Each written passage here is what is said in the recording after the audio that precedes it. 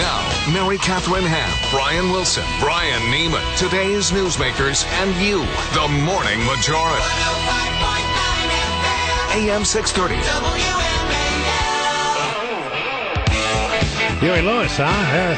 That'll get you going in the morning. 8:07, Brian Wilson, Brian Neiman, Karen Hanratty in for Mary Catherine Ham, who's taking some time off, a belated honeymoon trip for her.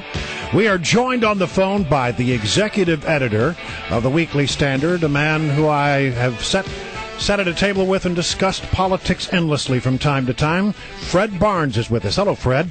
Hi, Brian, and Karen. It's good to have you, Fred. Okay, look, I want to get right to this Herman Cain story. We're going to run the sound again for those who may have missed it.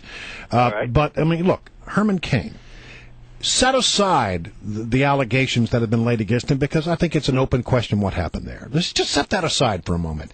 I think we can all agree he fumbled the response to those questions. I think we can all agree that there was some lack of clarity on where he stands on the issue of abortion. He doesn't seem to know whether or not China has nuclear weapons. And now there is this piece of tape where he's before an editorial board in Milwaukee where he doesn't seem to know what the president's position on Libya is, or actually what even happened in Libya. Is this the end of Herman Cain? Well, it's not the end, but it's maybe the beginning of the end, is an old phrase. Foreign policy is not his long suit, as he said before.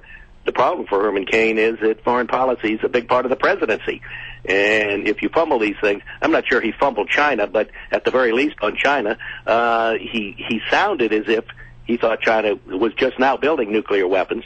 I think he knew that China has nuclear weapons, but that's not quite what he said. So, I mean, both you can be uninformed and you can express yourself poorly on foreign policy. Both are shortcomings. But how can you have a guy who's going to go up into debates with, if he gets the nomination, with President Obama, and not have a fundamental understanding of the basic news of the day?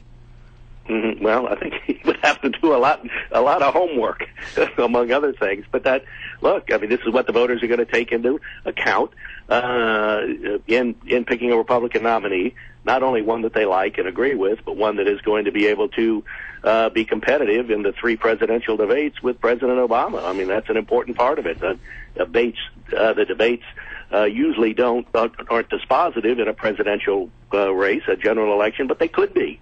And the fact is, you have to do at least adequately, and on foreign policy, that's a level that Herman Cain is far below.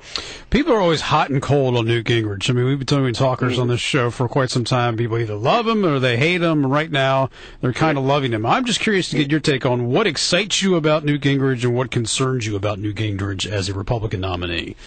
Well, for one thing, he's a great debater. He's very good in these debates. I think Republicans know, I know, you all know.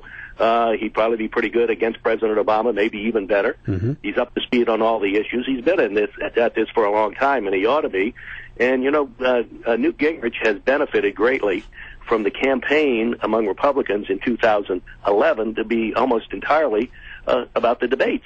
What have there been now? 9, 10 nationally televised debates, and in the last few, they've gotten pretty big audiences, except for the Bloomberg one. I don't know, well, maybe that one Saturday night on CBS. That's a bad time. There was still over 5 million people watched it, so it was a pretty good number. Is that right? Yeah. Well, I was watching football. Yeah. A lot of us were. In any case, when it's about debates, that benefits Newt Gingrich enormously, and it has. Well, what are your concerns about Newt? Well, Newt has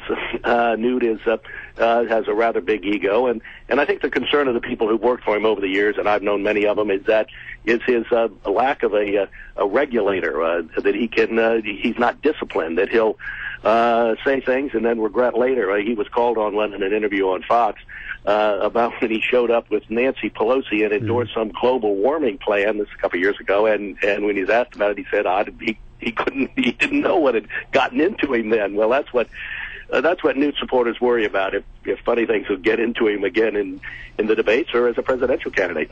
Fred, can we just switch topics here quickly? I want to get your take on the super committee. The deadline is a week from today. There's talk about tax increases. Tom Coburn is out there with his new plan that he calls, that he's referring to the I'm a little brain freeze myself.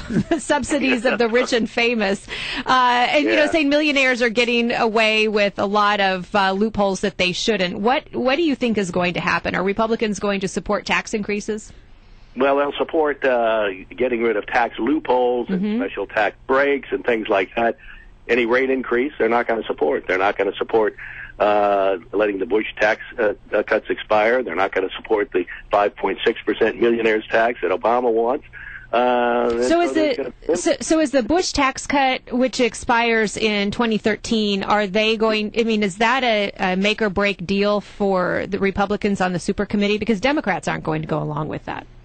Well, I think it is, and that's why the super committee was a terrible idea in the first place. I mean, somehow were the divisions that were there back in August when they reached a deal on the debt limit increase, were they somehow going to be not there in November? Well, they are there, the same divisions, and that's why getting some, that plan might work where they sort of half kick the can, where they say, well, we're going to get this amount of revenues, and they don't say how they're going to get them. That'll be decided later. Well, then you'll have the same fight over whether you do a tax reform with getting loopholes and tax breaks, or do you raise rates? And Republicans are against raising rates, and Democrats are for it. It's as simple as that. It's going to be hard to bridge that gap. How can that pass? I mean, it's even when the super committee comes up with an idea, it still has to pass both the Senate and the House. I mean, how could Republicans vote for a bill that says, okay, well, we'll get new revenues, we're just not going to figure out where they come from at this point? I just don't know how members of Congress could actually vote for that, especially Republicans. Well, it's going to be hard, and they may not be able to do that. I mean, that's one of the problems with the super committee. You're going to have it on taxes. It's going to have to get through the House if it's some unidentified tax increases called tax revenues.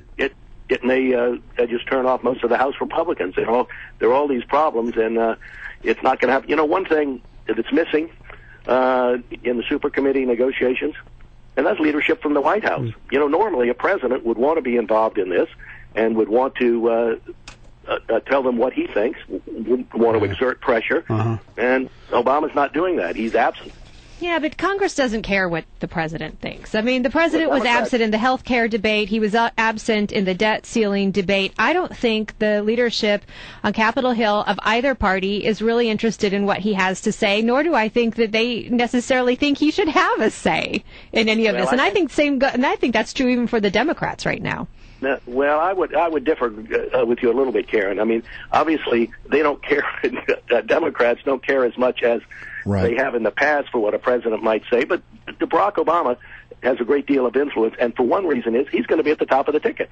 All right. And many of these Democrats are running for re-election, and so they want to be in sync with him if possible. And right now, what he wants is two tax increases, the Bush tax cuts going, and this 5.6% thing, which Republicans won't accept. And look, they're going to have to come to some agreement, and I think Democrats need to agree with President Obama one way or another, and then try to work something out with Democrats. But President Obama, even if his influence is diminished, he has to play a role. Fred, always good to have you on the show. Fred Barnes, thanks for joining us here on The Morning.